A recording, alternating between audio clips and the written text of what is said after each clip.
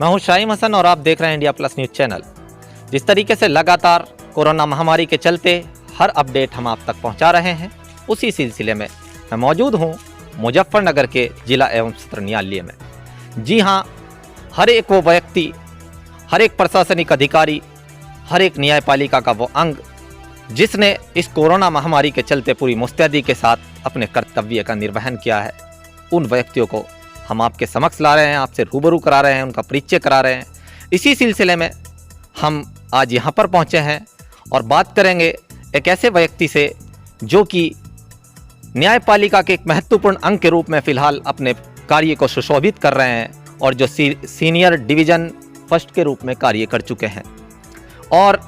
जिन्होंने बहुत कम उम्र में अपनी काबिलियत का लोहा बनवाया है और जो हाई कोर्ट इलाहाबाद ने एक पद उन्हें दिया था जिला एवं विधिक सेवा प्राधिकरण के सचिव का, उन्होंने किस तरीके से उस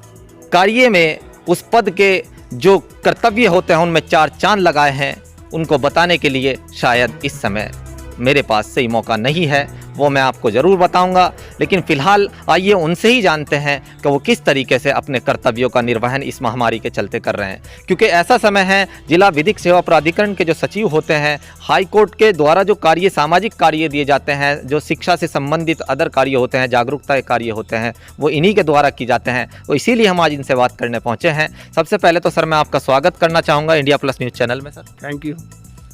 सर, जिस तरीके से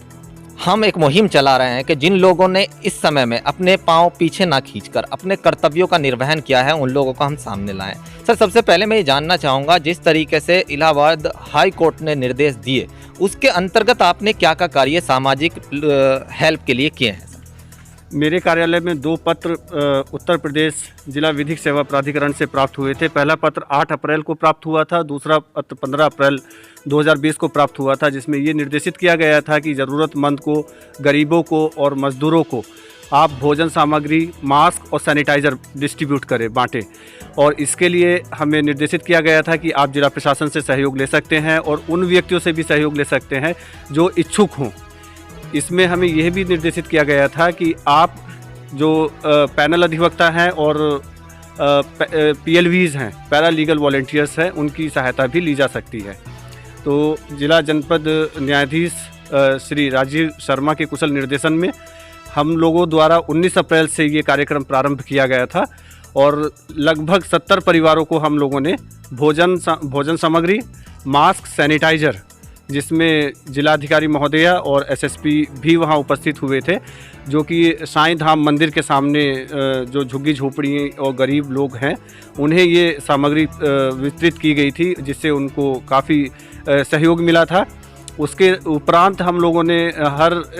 प्रत्येक दिन इस तरह के कार्य किए हैं और जगह जगह चिन्हित करके और पैरा लीगल वॉलंटियर्स की मदद से हम लोगों ने वैसे स्थानों को चिन्हित किया था जहां गरीब, मजदूर और ज़रूरतमंद लोग रह रहे थे, जिन्हें प्रशासन की ओर से या तो अनदेखा किया गया था या फिर प्रशासन वहां तक नहीं पहुंच पा रहा था। तो वहां जिला विधिक सेवा प्राधिकरण के कार्यालय के माध्यम से हम वहां उन लोगों तक पहुंचे। पुनः 21 तारीख में फिर हमारे द्वारा सामग्री, जिस तरह का आटा, चावल और नमक, बिस्किट्स और मास्क, सैनिटाइज़र वगैरह बांटे गए और उन लोगों को जागरूक किया गया कि वो घर पर रहें, सेफ रहें और इस तरह से कोविड-19 को हराने में राष्ट्र का सहयोग करें। तो जिस तरीके से ये देखा जाता है कि जो अधिवक्ता समाज है वो तो कहीं ना कहीं समाज में बैठता है, लेकिन आपके जैसे जज और मजिस्ट्रेट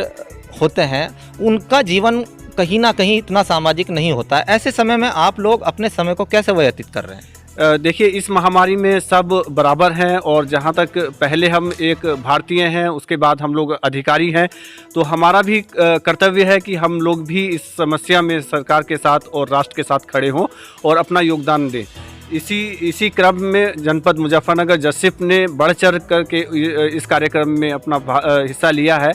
यहाँ ये बताना भी आवश्यक होगा कि हमें उत्तर प्रदेश राज्य विधिक सेवा प्राधिकरण की ओर से या माननीय उच्च न्यायालय की ओर से कोई धनराशि वितरित नहीं की गई है, आवंटित नहीं की गई, परंतु उसके बावजूद भी जनपद न्यायाधीश